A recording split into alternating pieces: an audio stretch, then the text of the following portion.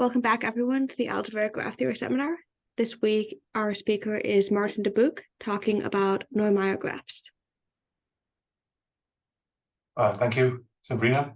Thank you for inviting me to the Algebra Graph Theory Seminar. As Sabrina announced, I will be talking about the Neumaier graphs. This is it's based on two articles. One with all four people you can see there. Aida, Walter, Jack, and Shannon.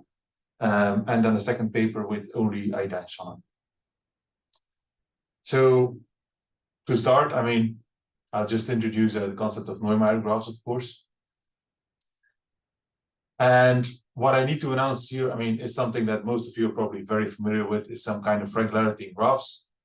The graph is k-regular when every vertex has k neighbors. It's edge-regular when two adjacent vertices have a fixed number of common neighbors, and they are co-edge regular, and it's co-edge regular if two non-adjacent vertices have a fixed number of common neighbors. And combining these three things, we get to the very well-known definition of strongly regular graphs. So regular graphs, strongly regular if it's both edge regular and co-edge regular. I'm giving here two examples, just to get us all awakened on the morning. The Peterson graph, which is strongly regular with parameters 10, 3, 0, 1, and the 3x3 Rooks graph, which is a strongly regular graph with parameters 9, 4, 1, and 2. Now, what I also want to bring to the table is regularity of subsets. Now, a vertex subset, I will call it irregular if every vertex outside of it has precisely e neighbors inside this subset. So going back to the two examples, the Peterson graph on the left, the yellow vertices form a one regular subset because every black vertex has precisely one yellow neighbor. Same thing on the right. This Rooks graph, the yellow vertices form a one regular, in this case, clique, or one regular subset in general, because every black vertex has precisely one yellow neighbor. So of course, it's the same thing as an equitable partition in two classes. Now, as I noticed on the right hand, this is a subset is a clique. On the left hand, it's not. And more importantly, the Peterson graph has no regular cliques. The cliques are in this case just edges, and the edges are not regular subsets. So that's what we're talking about.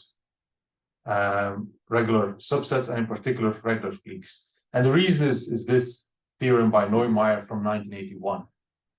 He proved that if a graph is vertex transitive and edge transitive, and it has a regular clique, then it is strongly regular. Now, of course, the vertex transitivity induces the regularity of the graph. The edge transitivity induces the edge regularity. So somehow, with these two combined, combining these two with having of a regular clique, we get somehow the co-edge regularity for free, or well, not for free. We asked the regular cliques there. And what he asked then is that if you could actually reduce the conditions a bit more, could you just require the graph to be regular and edge regular instead of vertex and edge transitive? And would this still, combined with the having of a regular clique, be sufficient to conclude that the graph is strongly regular? That's the question that he posed. And in his honor, we will call a graph which is regular, edge regular, and has a regular clique a Neumaier graph. And it's strictly Neumaier if it's not strongly regular, so if it were a counterexample to the problem that he posed. These Neumaier graphs have some parameters, vk lambda, e and s. Vk lambda if it is an edge regular graph with parameters vk lambda, so v vertices k regular, lambda edge regular, and admitting an irregular clique of size s. So that's essentially what we'll be talking about, graphs which have these properties and these parameters. So the first thing one wonders, do these things exist? Well, In case we are not looking at strictly regular graphs, but just of all kinds of Neumaier graphs, we see there's many of them. There's many strongly regular graphs which happen to be Neumaier. So many strongly regular graphs that admit a regular clique. For instance, every strongly regular graph that arises from a mutual orthogonal, a set of mutually orthogonal Latin squares, or every strongly regular graph that arises from a generalized quadrangle. All of these are strongly regular Neumaier graphs. So the question is really, do strictly Neumaier graphs exist? And if they do, for which parameter sets do they exist? And that's what I'm wondering here. So first thing you do is look for some feasibility conditions. I mean, there's parameters there. Probably they're connected to one another.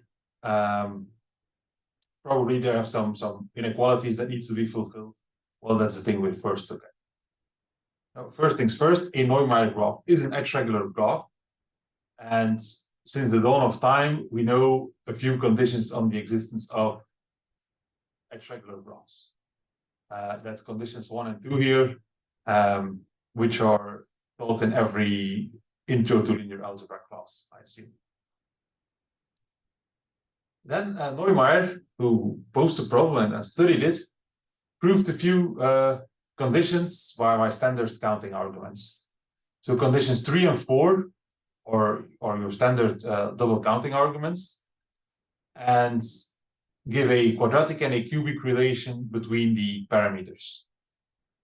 In particular, from 3, you can just write v in function of 3 others, and using 4, you can write lambda in function of 3 others. So actually, there's only 3 parameters, and the 2 others are defined by those. Very similar to strongly regular graphs, where 3 parameters define the 4th one. Evans, Gorianov, and Panasenko, from an influential paper from 2019, which I will cite a few more times, proved that this inequality in 5 holds on the parameters. Now, this is for all Neumaier graphs, but remember, we are mainly interested in strictly Neumaier graphs. And if you're looking at strictly Neumaier graphs, you can improve the bounds in conditions 1 and 5 a little bit, essentially making the inequality strict, or let's say increase the right-hand side by 1 or 2. And also, it's not too hard to see that the cliques cannot be too small. I mean, they must have size at least 4. If they would have size 2 or 3, you automatically will end up with a strongly regular Neumaier graph. If E is very large, being equal to S or equal to S minus 1, you also will automatically end up with a strongly regular graph. So we really care about E at most S minus 2. Now, this is already quite some conditions. Do we need more? Well, why not? From our first paper, we proved this quadratic inequality on the parameters, which is actually true for all edge-regular graphs. And you could wonder, does this help anything? So to give you an idea, for all parameter sets that were still open because of all the previous conditions, roughly 10% or so, looking at up to 100 vertices, were ruled out using this quadratic inequality. So let's make a table. Let's just say, okay, here we can look at all possible parameter values with v at most 40, which fulfill all previous requirements. I mean, there are still some open cases then, but there's lots of possibilities that are ruled out already because of all the conditions we had. I'm already ruling out here one more case, the case of V22, K12, lambda 5, E2, S4, where non-existence was shown by computer search. First by Evans, Gorianov, and Panasenko, and then this year also by Ida, Sana, and me. Okay, that's first thing. Let's work a bit more on the non-feasibility. And we realized recently that actually you can model a strictly Neumaier graph by an integer linear program, so by an ILP, where you just set every wannabe edge as a variable. So it's 1 if it's an edge and 0 if it's not, whether you're going to connect two vertices or not.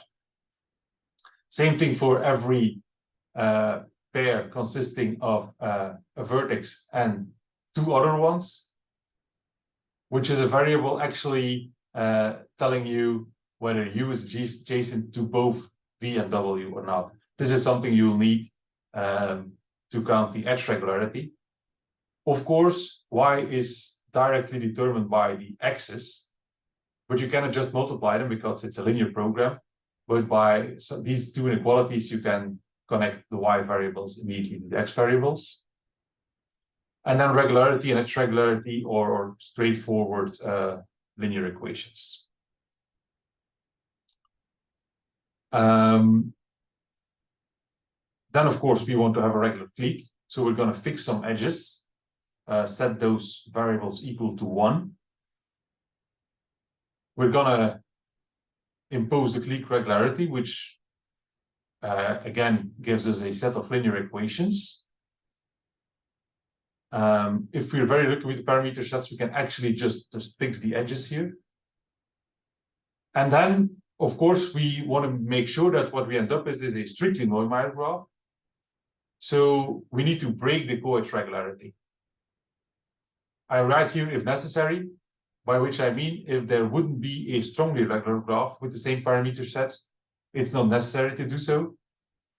But if there is, then you need to actually include some inequalities that break the co-edge regularity, and your system gets a bit more involved.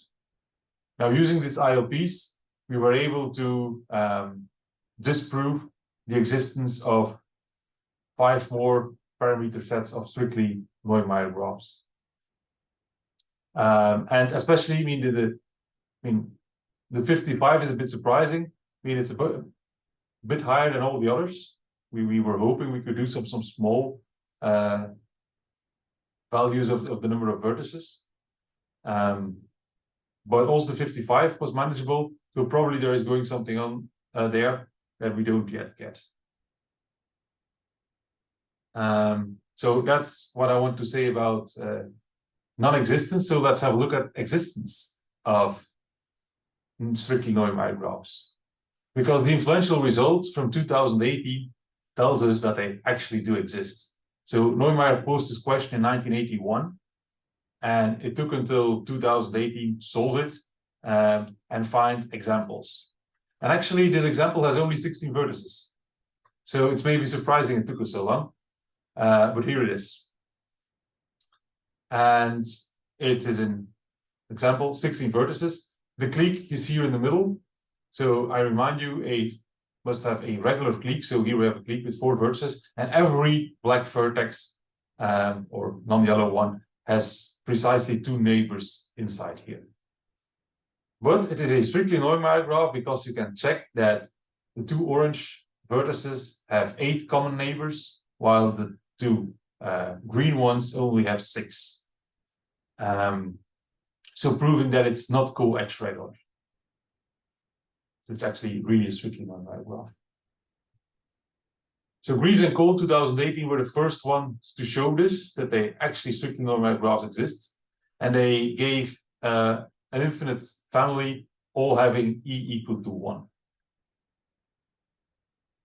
Evans, Gordionov, and Panasenko gave us a second family, where E is always a power of 2 and precisely half of the clique size.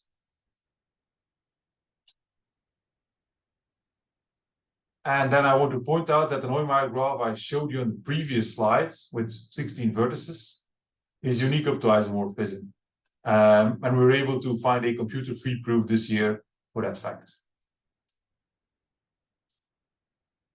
Now, I mean, how are we going to create these strictly Neumaier graphs? We know there are a few examples, and there is one very good strategy to construct.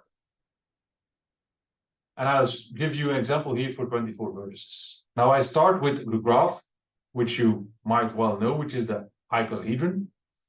And the icosahedron I've colored the opposite vertices in the same color. Now, of course, you could say opposite vertices. What these actually are co-cliques, and not any kind of co-cliques. They're all one regular, which means that if you focus on the yellow co-clique, every non-yellow vertex has precisely one yellow neighbor. If you focus on the orange vertices, every non-orange one has precisely one orange neighbor, and so on. That's what's really important here. Now I make a copy of this graph,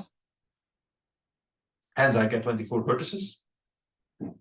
I color again, and I now connect, let's say, all black vertices. Connecting all black vertices gives me a clique of order 4, which is one regular, because all the co-cliques were one regular. Of course, now I don't have a regular graph anymore because the black vertices have higher degree. So let's do this for all colors. And I get a bunch of one regular cliques. But the resulting graph is a strictly Neumaier graph on 24 vertices. So this is a general procedure that was described in Evans' P&G thesis. So what did we do here in the previous example? We took a few edge regular graphs. I mean, I took two copies of the same graph actually. It doesn't need to be. As long as these are edge regular graphs with the same parameters, it's fine. I partition all of them in one regular co-cliques. And again, I used here the same partition in both examples, but I actually could have, let's say, did a permutation on the colors in the second one, it would still have worked. And then I create a graph by taking a union of all these vertices. And I connect two vertices if A, they were already connected before in their copy, in their particular graph, or if they have the same color now. And the result is a Neumaier graph with these parameters. If t equals lambda plus 2 times k plus 1 over v. In particular, we want this number, lambda plus 2 times k plus 1 over v, to be an integer, because then we can take t copies if need be. It will always admit a spread of one regular cliques. Now the question is, of course, is it a strictly Neumaier graph? Well, not always, but if t is at least 2, so if you take at least t copies, then you're guaranteed. If t equals 1, then in many cases it's still strictly Neumaier, but not necessarily. So of course now I've shifted the problem from creating, well, Evans shifted the problem from creating strictly Neumaier graphs to finding edge regular graphs with a partition of one regular co-cliques. And you might say, yeah, this is just the same problem, or a problem which is as difficult as the previous one. Now, luckily, some families of edge regular graphs with such a partition are known. And Greaves and Koolen said, well, for instance, you could take distance regular atypical graphs with diameter 3, such as the Taylor graphs, including the icosahedron graph, or the Tassoma graphs. If you don't know the Tassoma graphs, that's perfectly fine. The only thing I want to point out here that they only exist for prime powers q. And then of this prime power, you need to take an odd power again. And this odd power needs to be at least 5. So you can create an infinite number of distance regular, of edge regular graphs this way, and thus strictly Neumaier graphs this way, but you realize this is a rather sparse family. Another example given by Greaves and Koolen was starting from a Cayley graph on this group. And this is something that will be important for the remainder of the talk. So they took the group of 2 or 3 copies of the cyclic group of order 2, together with the additive group of finite fields. And if this well, size of the finite field is 1 mod 2 to the power 2m plus 1 minus 2, with m the number of copies, which is 2 of 3, then it might work. It's not guaranteed to work, it might work. So for instance, for m equals 2, you could take q equal to 7 to 13 to 90. But for instance, next example would be, or next q that would make it work would be 25, but it doesn't. But then 37, 49, again, do the trick. Same thing for m equals 3, 29, 43, 71, do the trick. But there are others in between that don't. So that's where, that was the state of art, essentially in 2020 when we started this research. So maybe we'll have a look at the table. So we know the first one is unique. Then for 24 vertices here, we know examples now, for instance, 2 times the icosahedron. But if you play a bit around with the coloring, then you can get actually up to 4 vertex transitive examples. Evans found by computer search that there are also 2 non-vertex transitive examples. Same thing for 28, 2 vertex transitives here, at least 2 non-vertex transitive ones, again by computer search. And all the gray ones are the ones we ruled out by ILP. So now, as I said, that's where the situation was in 2020. And what we found, and several other researchers had found, was that there was also a strictly Neumaier graph on 65 vertices. And it doesn't belong to any of the previous families, because almost all the previous families either have an even number of vertices or have a prime power number of vertices. Now 65 is very well known for being not even and not a prime power. So somehow it didn't belong to any of the previous families, and we want to know, is this just a sporadic example, or is there a family hidden behind it? So let me build up this graph in a way that I will immediately explain the family that's behind it. So 65 happens to be 5 times 13. Now 13 happens to be a prime. So look at 13 for p, q equals 5, and we'll take the integer 2. And we'll look at all the powers of 2 mod 65. The important thing is that -1 is among them. Because the -1 is among them, what I can do is look at the Cayley graph again, with this as my generating set, and because -1 is here, I actually have that the generating set is equal to minus the generating set, so I actually do get a simple graph.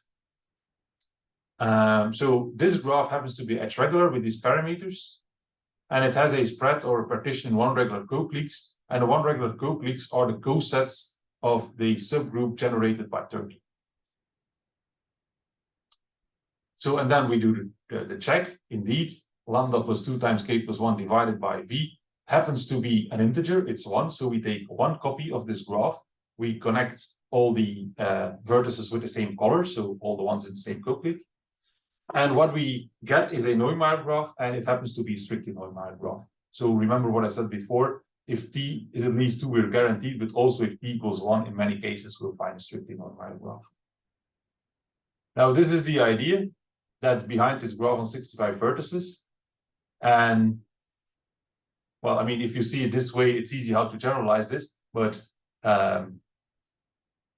that's what we figured out, is that you can describe it in this way.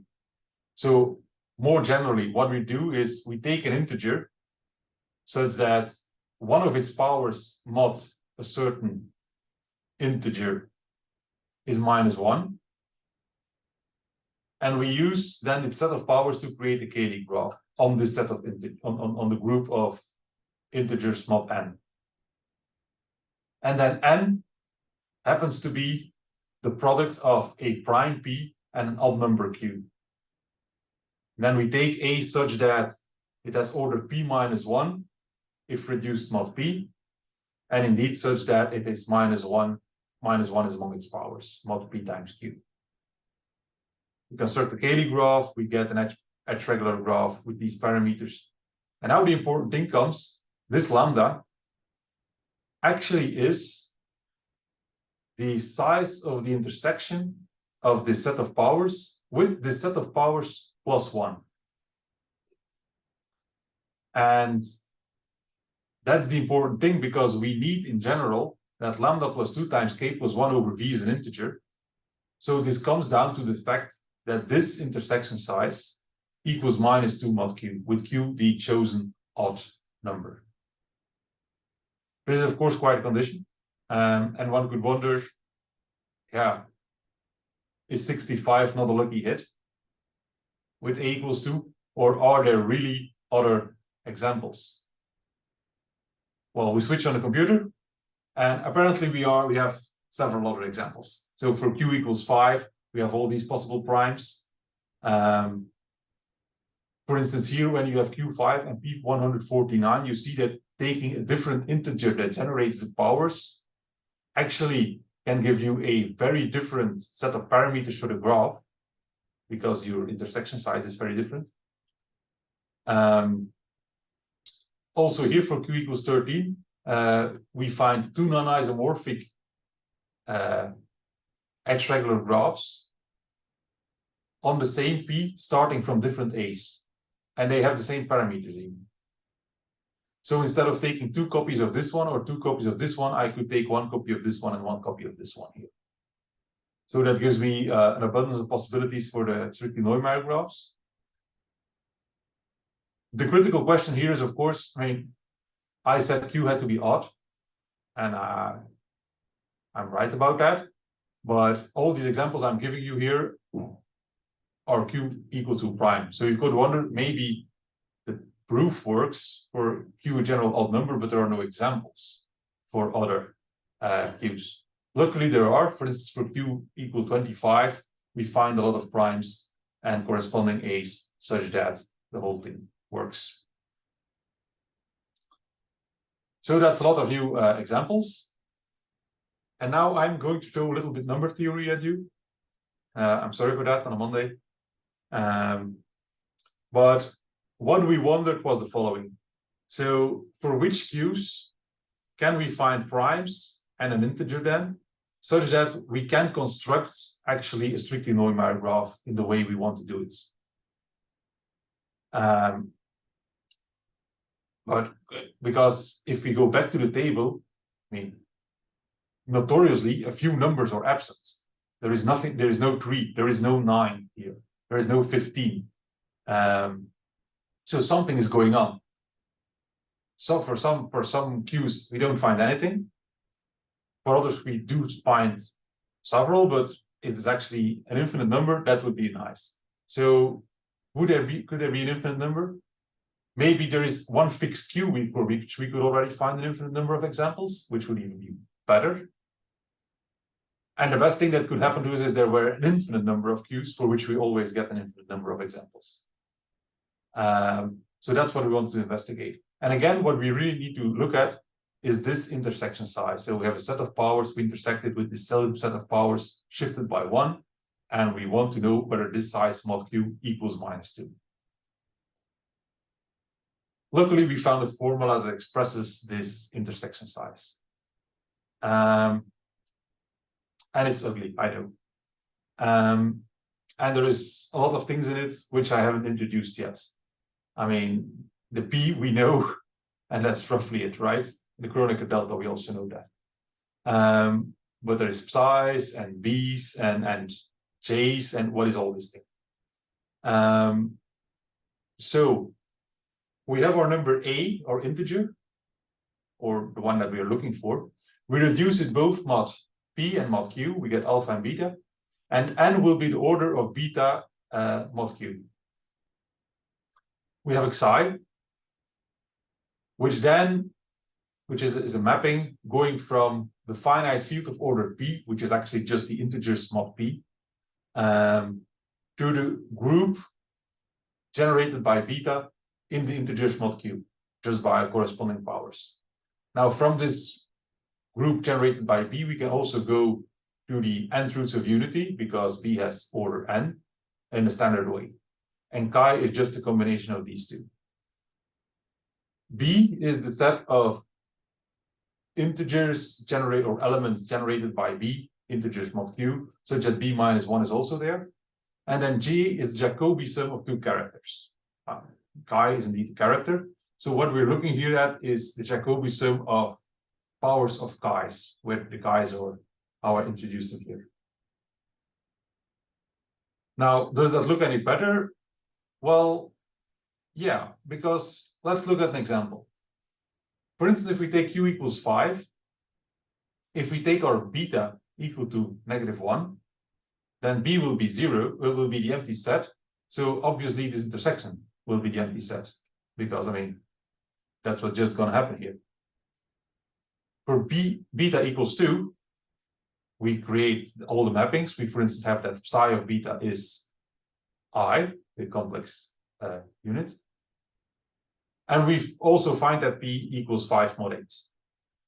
Then the whole thing, this is this ugly formula, reduces to this sum. Two Jacobi sums multiplied with a complex number, take the real part of it, that's it. Now, some number theory that I warned you about.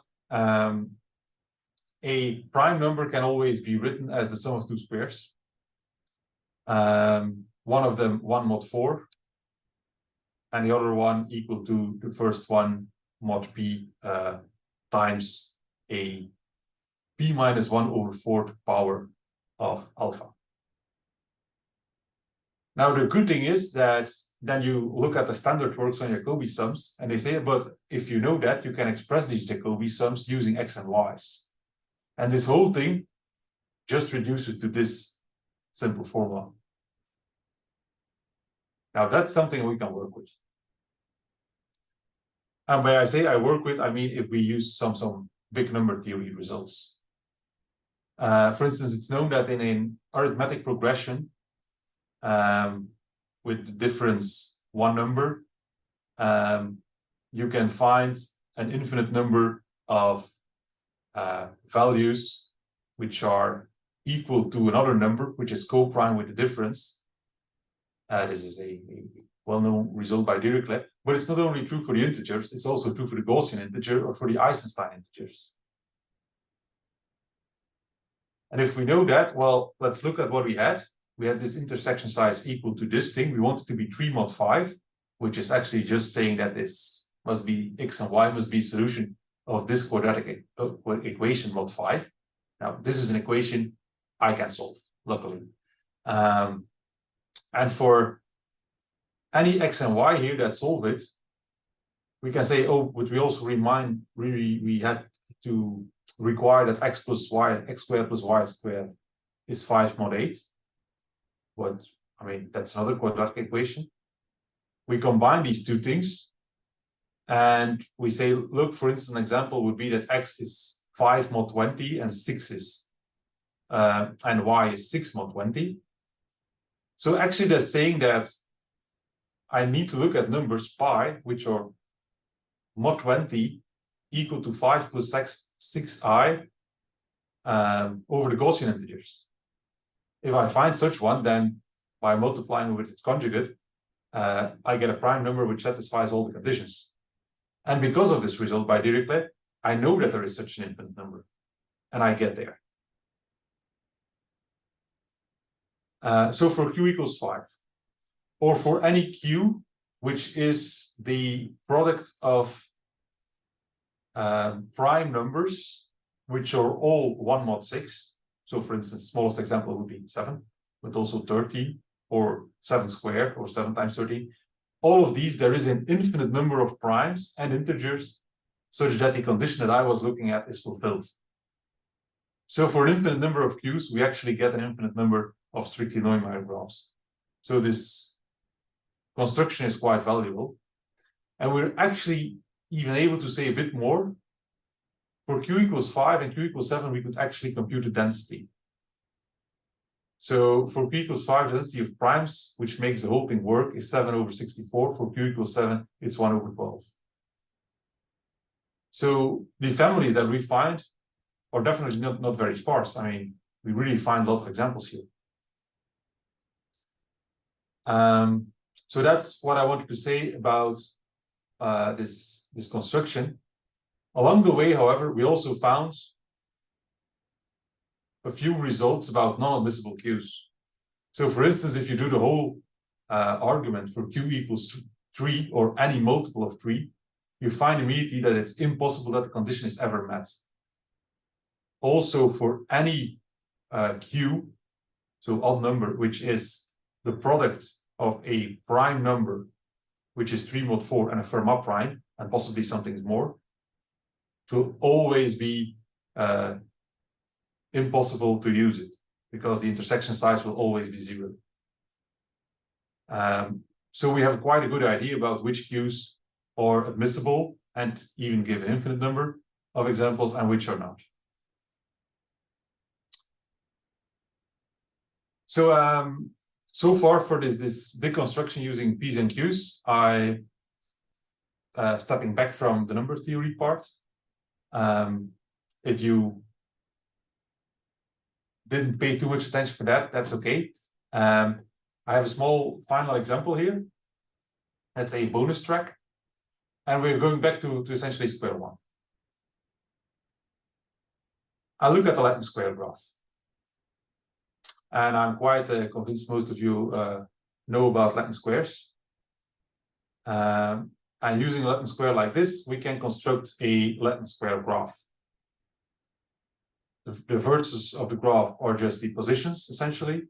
And we'll connect two vertices if either they have are on the same row, or on the same column, or do have the same color.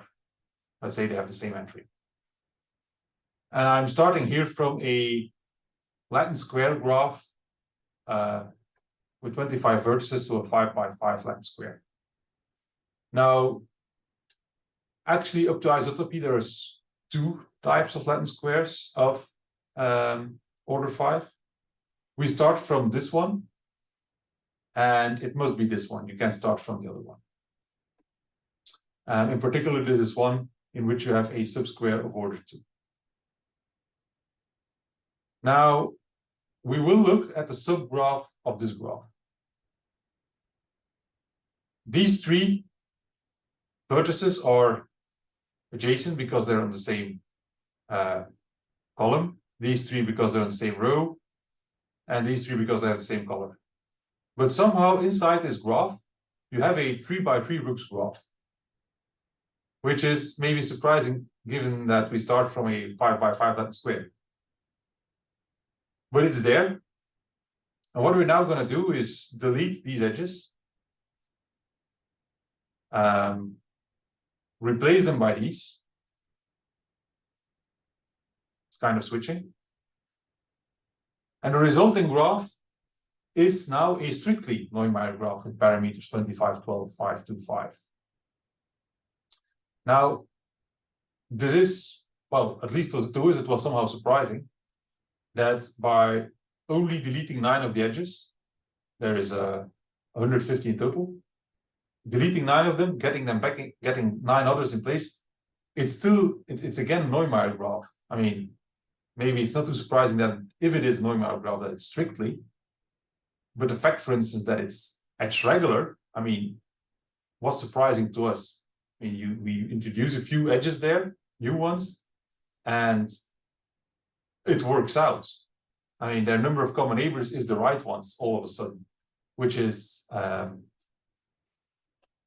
well, something that is non-trivial. Now, this was the first known strictly Neumaier graph for which the parameter E is not equal to 1. Remember, all the Greaves and Koolen constructions gave E equal to 1. There was this one infinite family by Evans, Gordionov, and Panasenko where you had E equal a power of 2, which was always half of the clique size. And this was the first one, which was where E was neither 1 or half of the clique size. In the meantime, there are a few other sporadic examples known.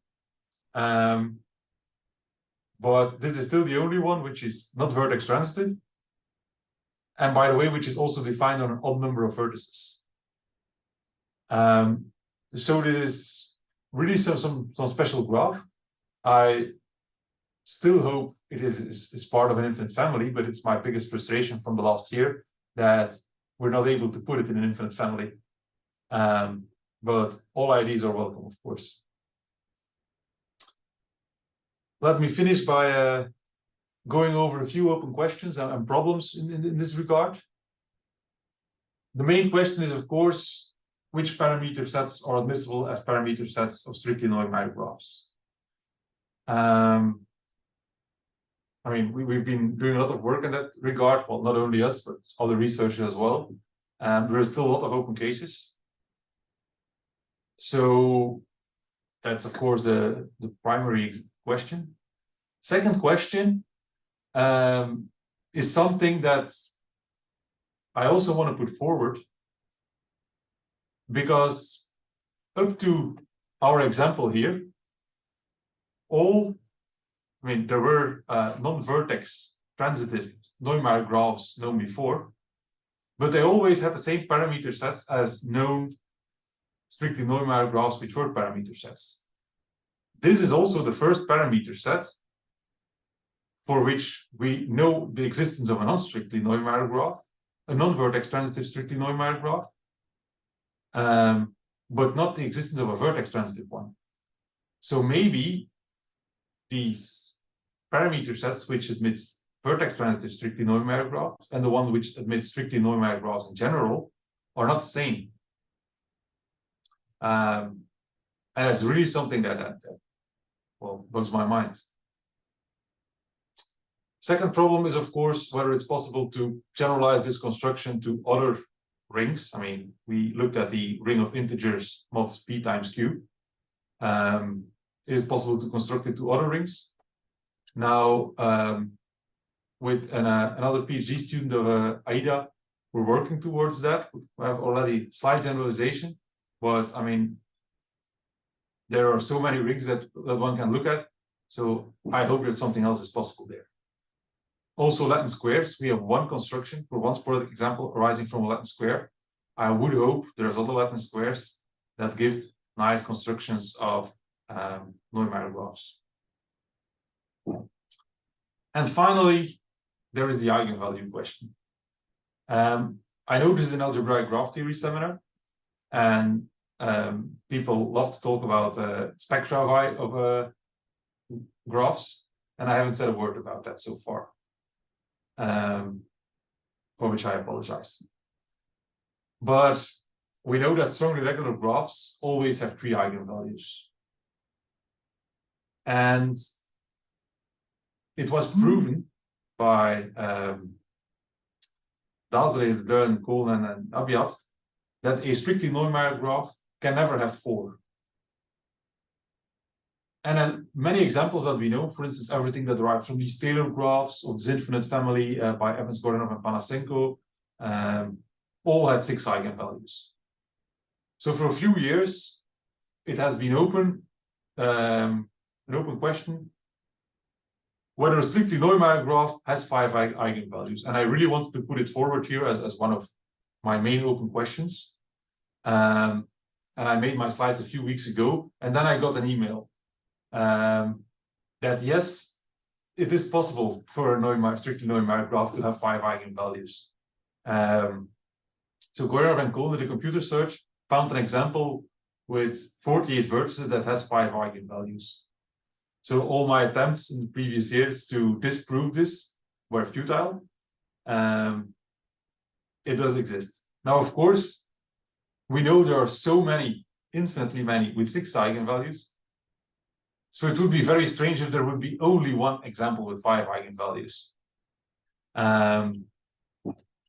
So that's definitely something I would like to look at, and I would hope other people also would like to look at this, whether there are strictly Neumaier graphs, an infinite number of them having 5 eigenvalues. So that's all the questions all the open questions I would like to put forward here. I'd like to thank you for your attention, and if there are any questions, I'm happy to answer them. Though I must tell you that I'm teaching in 15 minutes from now, so I hope you don't have too long questions. Thank you. So, are there any questions for Maarten?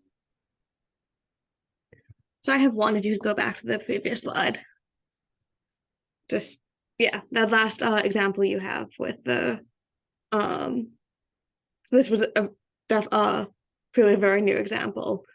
It's a very new example. So this is presumably like an example that's presumably also isolated from the infinite families you've described. Yes, it's completely isolated from the infinite families that were described. It's as I said, it was found by Greaves and Koolen, and they also created this as a Cayley graph. So it is vertex transitive, that's for sure. But they use now I must make no mistakes. It's the A4 times C2 times C2, and then a Cayley graph on that one. With a set of generators of size 14. And I mean, they did a computer search, so I guess they went through a lot of sets of size 14 until they had the right one. But it's surprising that it's so symmetric because there's only 5 eigenvalues.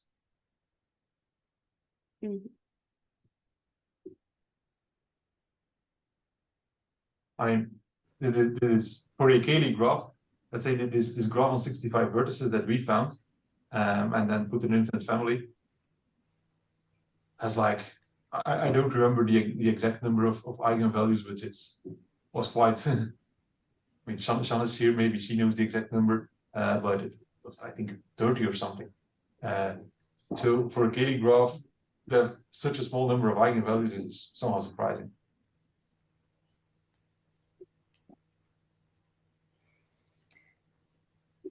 I have one question.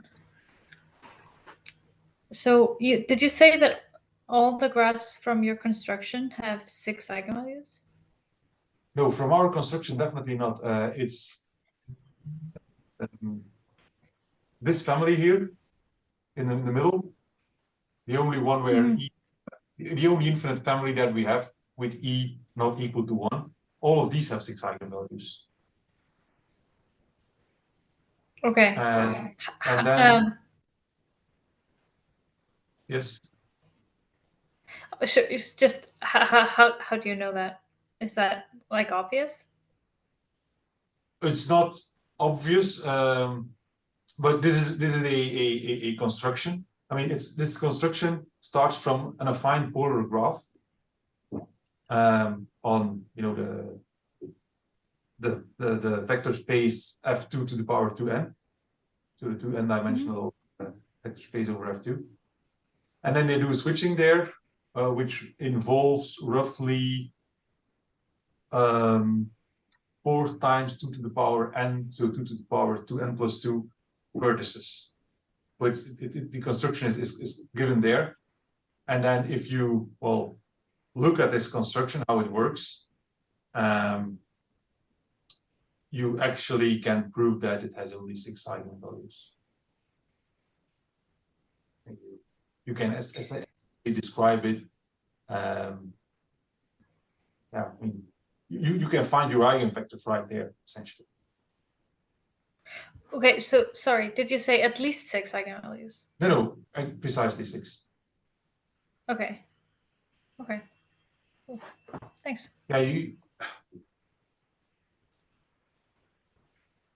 Yeah, so again, this is not my result. So,